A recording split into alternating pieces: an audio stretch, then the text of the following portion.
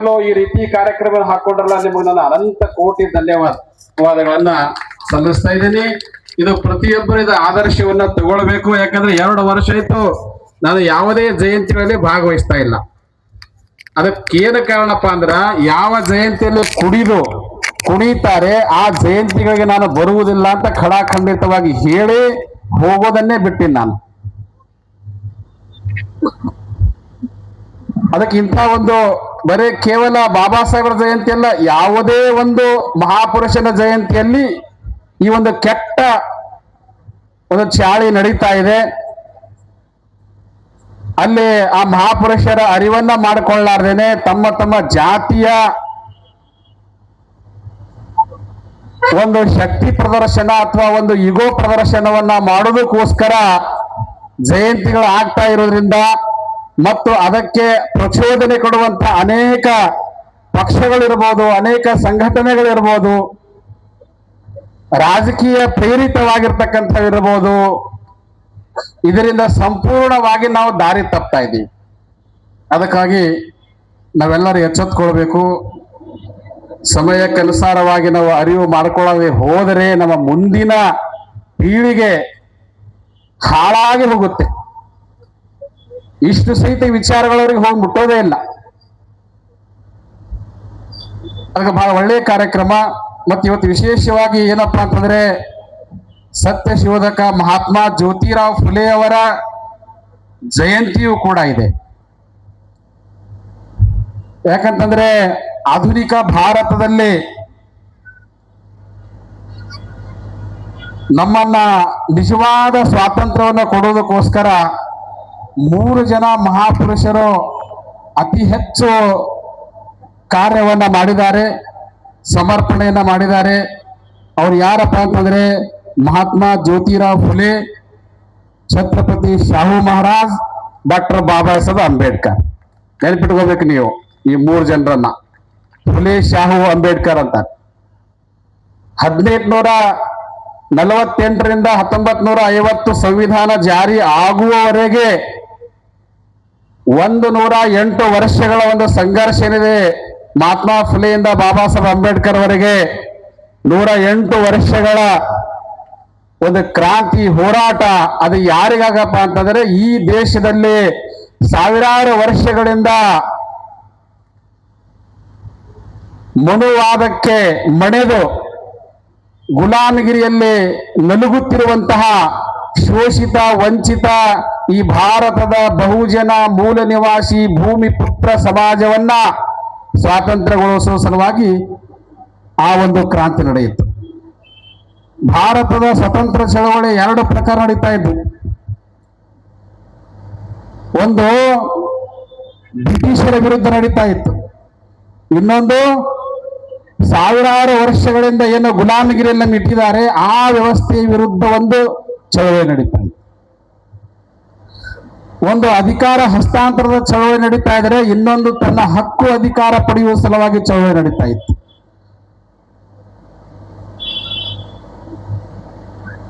ಮಹಾತ್ಮ ಜ್ಯೋತಿರಾವ್ ಫುಲೆ, ಶಾಹು ಮಹಾರಾಜರು ಮತ್ತು ಡಾಕ್ಟರ್ ಬಾಬಾ ಸಾಹೇಬ್ ಅಂಬೇಡ್ಕರ್ ಚಳವಳಿ ಅಂತಂದ್ರೆ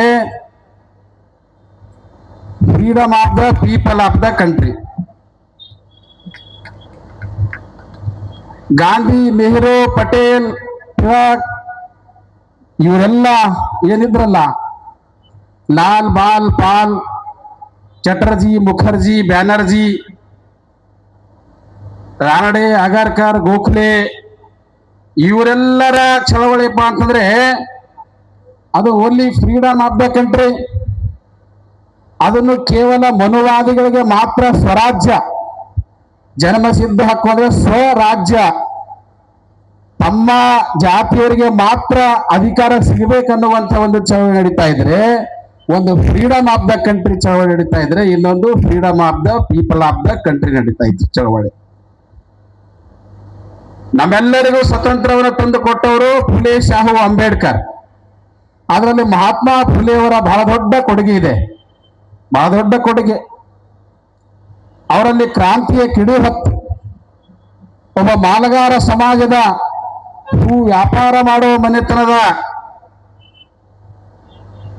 ಜ್ಯೋತಿರಾವ್ ಫುಲೆ ಅವರು ಆ ಸಮಯದಲ್ಲಿ ಉನ್ನತ ಶಿಕ್ಷಣವನ್ನ ಪಡೆದವರು. ಈಗ ಅವರು OBCಯಲ್ಲಿ ಬರ್ತಾರೆ ಫುಲೆ ಅವರು. ಇದು ಹೇಳಬೇಕಾಗುತ್ತೆ, ಇದರ ಅವಶ್ಯಕತೆ ಇದೆ. ತಮ್ಮ ಗೆಳೆಯನ, ಒಬ್ಬ ಬ್ರಾಹ್ಮಣ ಗೆಳೆಯ ಅವನ ಮದುವೆಗೆ ಹೋದಾಗ, ಒಬ್ಬ ಪರಾಂಜಪೆ ಅಂತ ಅವನ ಗೆಳೆಯನ ಮದುವೆಗೆ ಹೋದಾಗ ಅಲ್ಲಿ ಬ್ರಾಹ್ಮಣರು ನೋಡಿ ಏನಂತಾರೆ, ಇವನ್ ಯಾರು? ಜ್ಯೋತಿರಾವ್ ಫುಲೆ ಅವರು ಬಹಳ ಚೆನ್ನಾಗಿರ್ತಿದ್ರು, ಒಳ್ಳೆ ಅವರ ಡ್ರೆಸ್ ಕೋಡ್ ಬಹಳ ಚೆನ್ನಾಗಿರ್ತಿತ್ತು, ಅವ್ರ ಹೇರ್ ಕಟಿಂಗ್ ಚೆನ್ನಾಗಿರ್ತಿತ್ತು, ತುಂಬಾ ಡಿಸೆಂಟ್ ಆಗಿ ಅವರು ಇರ್ತಾ ಇದ್ರು.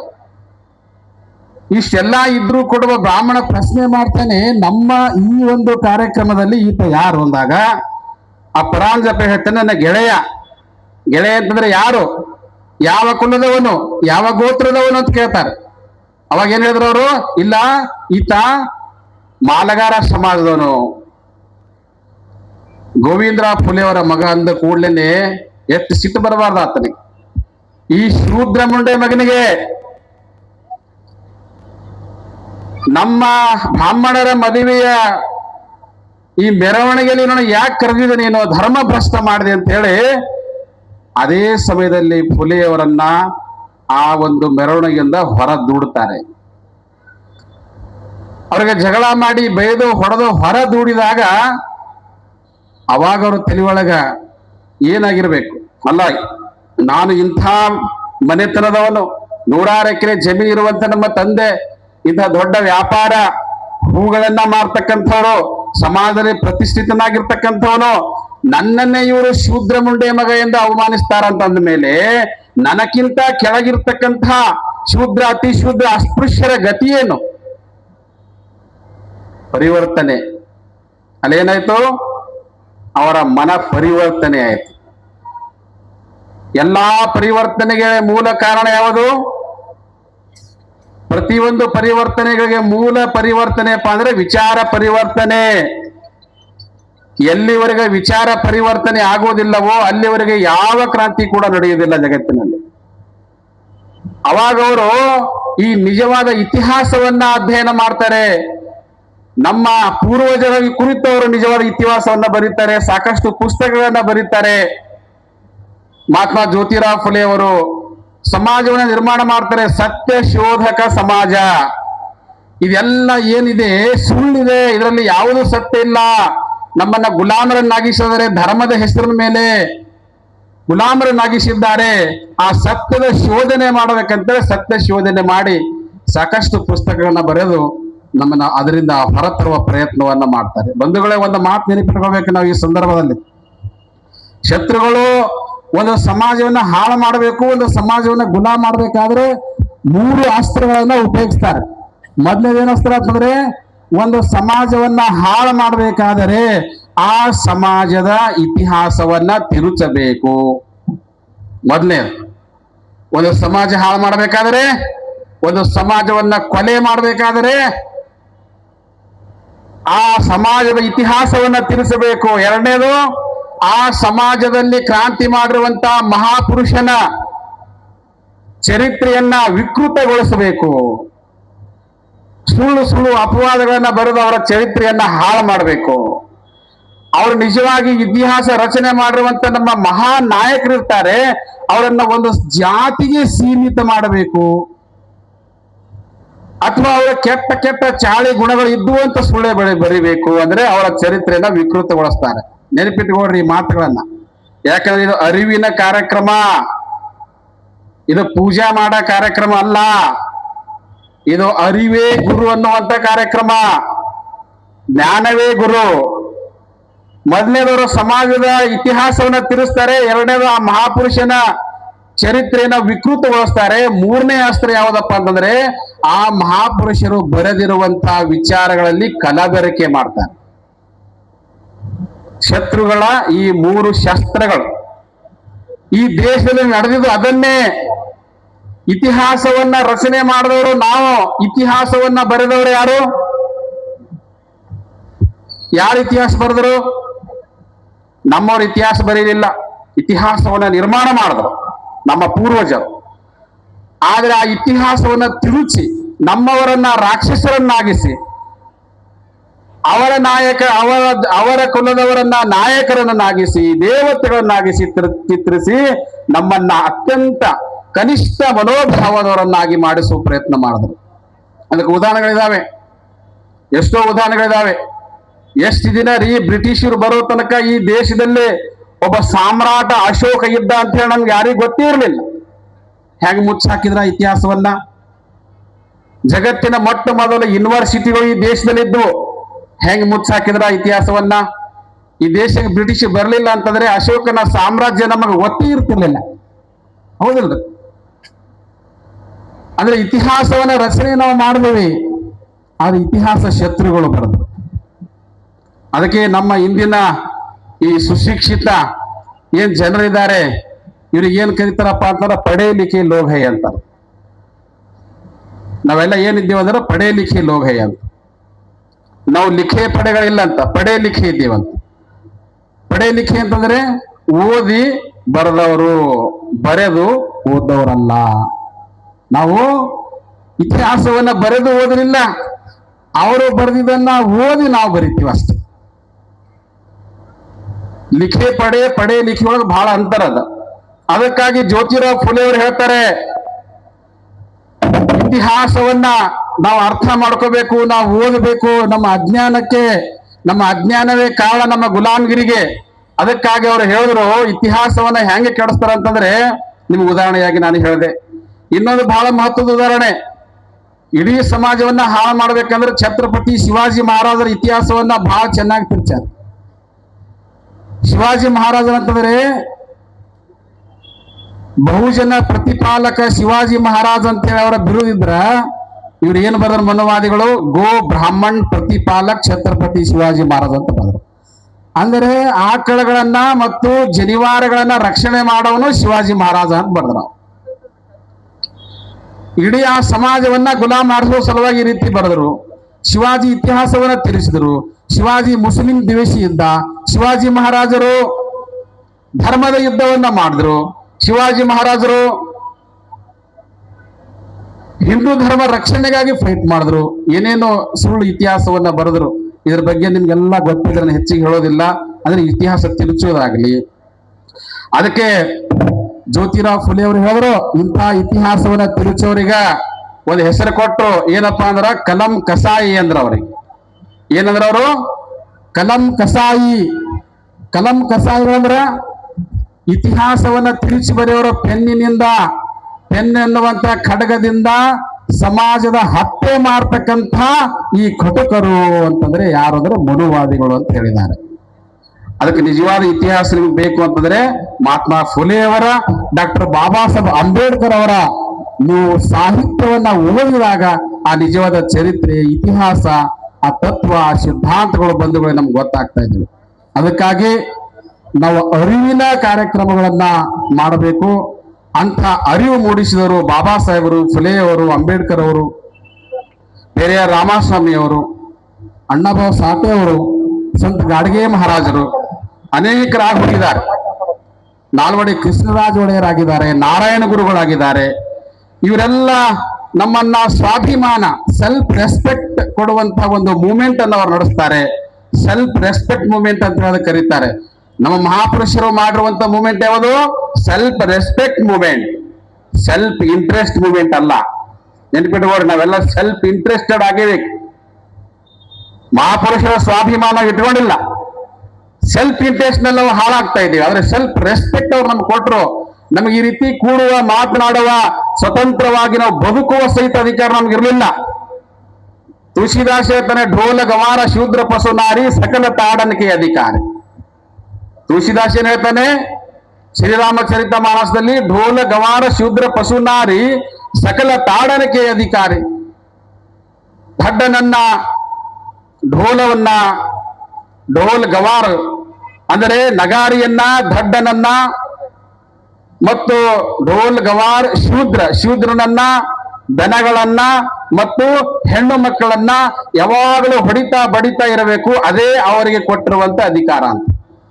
ಆದರೆ ಅಂಥ ಅಧಿಕಾರದಲ್ಲಿ ನಾವಿದ್ದು ಮನುಸ್ಮೃತಿ ಪ್ರಕಾರ ಮನುಷ್ಯರಲ್ಲಿ ನಮ್ಮ ಗಣನೆ ಆಗ್ತಿರಲಿಲ್ಲ. ಢೋಲ್ ಗವಾರ ಶೂದ್ರ ಪಶು ನಾರಿ ನಾರಿ ಎಲ್ಲಕ್ಕಿಂತಲೂ ಕೊನೆಗೆ ಪ್ರಾಣಿಗಿಂತಲೂ ನರಿ ನಾಯಿಗಳಿಗಿಂತಲೂ ಕಡೆಯವಳು ಅಂತ ಹೇಳಿ ಅವನು ಹೇಳ್ತಾನೆ ಮನುಸ್ಮೃತಿಯಲ್ಲಿ. ಡೋಲ ಗವಾರ ಶೂದ್ರ ಪಸುನಾರಿ ಸಕಲ ತಾಡನಕೆ ಅಧಿಕಾರಿ.